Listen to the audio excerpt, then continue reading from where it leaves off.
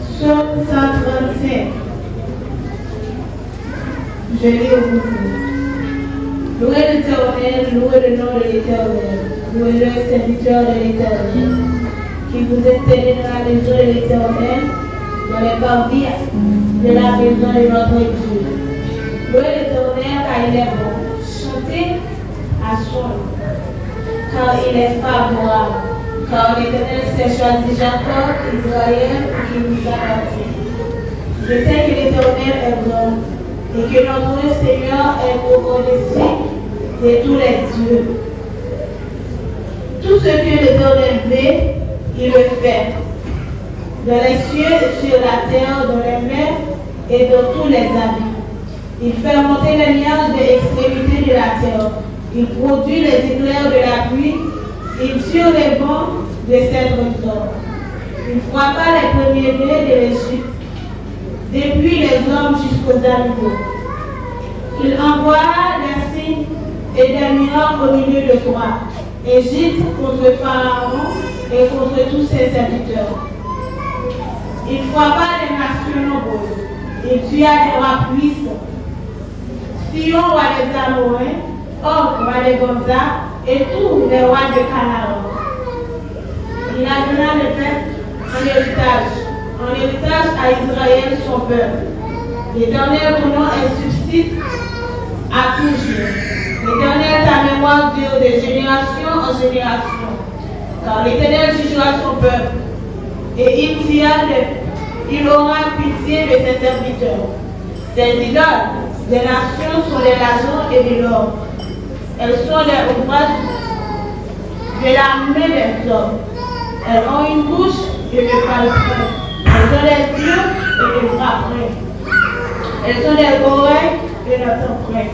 Elles ont pris le souffle de les bouches. Il leur ressemble ceux qui les fabriquent, tous ceux qui se confient en elles. Les eaux d'Israël, bénissez l'Éternel. Les eaux de l'Arabie, bénissez l'Éternel. Les eaux de Lévi, bénissez l'Éternel. Vous qui créez l'Éternel, bénissez l'Éternel. Qui le roi des Sion, bénisse l'Éternel. Qui habite à Jérusalem, louez l'Éternel.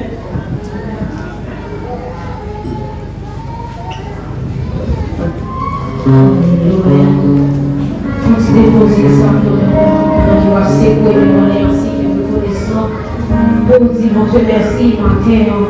Ou même, mon Dieu, belle chance. Si tu es grâce, ou capable de la matin. C'est un privilège. Je vous dis, mon Dieu, merci.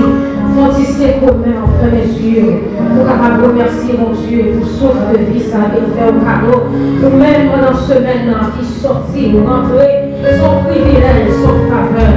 Des monde, même gens avec nous qui sortit, qui va retourner la caillou, qui trouvait au sous-caron de l'hôpital, qui trouvait au petit mort. Mais vous-même, on crié des déserts. Jusqu'ici, l'Éternel nous a secourus. Ou-même qui voit ça matin, on va lancer, mais on a crié, béni soit l'Éternel. Attendez, c'est quoi même on crié, béni soit l'Éternel. Béni soit l'Éternel.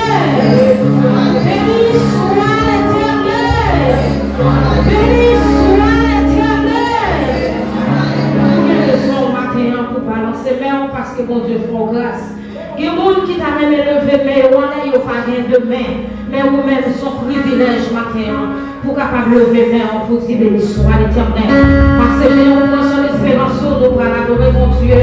C'est dans 27 français mélodies, grand Dieu tout-puissant, quand mon cœur considère.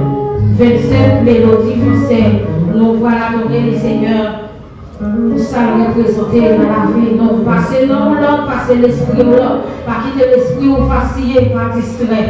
Adorer mon Dieu en esprit et en vérité matin. 27 français, mélodie à la gloire de Dieu. Dieu tout-puissant.